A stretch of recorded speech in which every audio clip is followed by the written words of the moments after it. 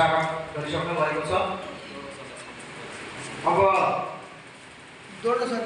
यो तालिमको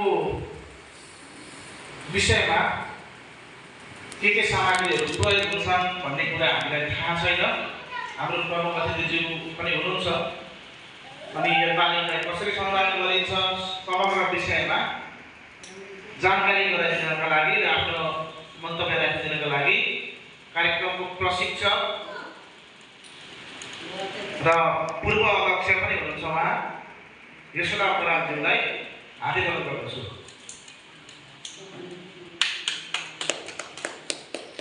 धन्यवाद। छैनौँ हामी अधुरो नै छैनौँ अपाङ्गता, छैनौँ हामी अधुरो नै छैनौँ अपाङ्गता, हजुर जस्तै हो हामी होइन फरक क्षमता।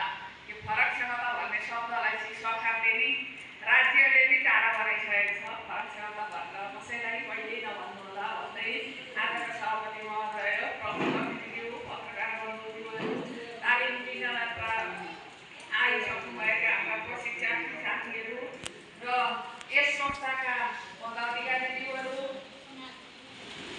तालिम मैले दिन्छु र यहाँहरूले अगाडि पनि सिक्नुभएको छ या छैन कुनै ठाउँमा सिक्नु भएको होला होइन।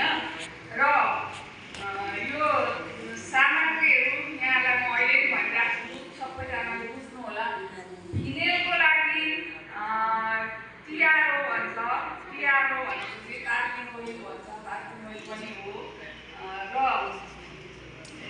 यो के अर्को सामग्री फिनेलको लागि 3टा सामान लाग्दछ।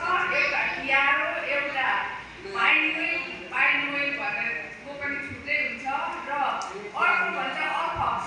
यो 3टालाई मिश्रण गर्दाखेरि चाहिँ फिनेलको र बन्छ। यसलाई एक रात राखेर अनि त्यस पछाडि मात्रै यसलाई फिनेल बनाउन सकिन्छ हामीले। र अर्को भन्छ साबुन, साबुन बनाउने साबुन, झोल साबुन बनाउने यो सोलोरै भन्छ, लाक्सा पनि भन्छ यसलाई नेपालीमा है। यो लाक्सालाई चाहिँ 1 लिटर पानीमा घोल्ने हो, 1 लिटर बराबर 2 लिटर पानीमा घोल्ने हो। र त्यसमाथि हामीले कास्टिक सोडा पनि हामी छुट्टै घोल्छौँ 1 लिटर पानीमा र त्यसलाई चाहिँ हामीले मिसाएर फेरि घोल्छौँ र त्यसलाई हामीले फेरि 2 लिटर 3 लिटर पानी लगाउँछौँ, फेरि घोल्छौँ, फेरि पानी लगाउँछौँ, फेरि घोल्छौँ। अनि एसलेस भन्ने हुन्छ, एसलेस लगाउँछौँ, एसलेस लगाएर फेरि घोल्छौँ, फेरि पानी लगाउँछौँ। र जिसाइल भन्ने हुन्छ, जिसाइल पनि फेरि घोल्छौँ, लगाउँछौँ अनि फेरि घोल्छौँ, फेरि पानी लगाउँछौँ। गर्दाखेरि लगभग 15 देखि 16 लिटर साबुन तयार हुन्छ 1 लिटर बराबर। र एक रात राख्छौँ अनि फ्लेभर हुन्छ, फ्लेभर लगाएर चाहिँ हामीले भर्छौँ बोतलमा भोलिपल्ट। र अर्को छ हार्पिक, हार्पिकको चाहिँ अब र बनाउन पनि सकिन्छ तर बहुतै डेन्जर कुरो भएको कारणले म र बनाउन कसैलाई सिकाउँदिनँ पनि। मैले पनि सिक्न त मैले सिकेको छु तर म सिकाउन सक्दिनँ।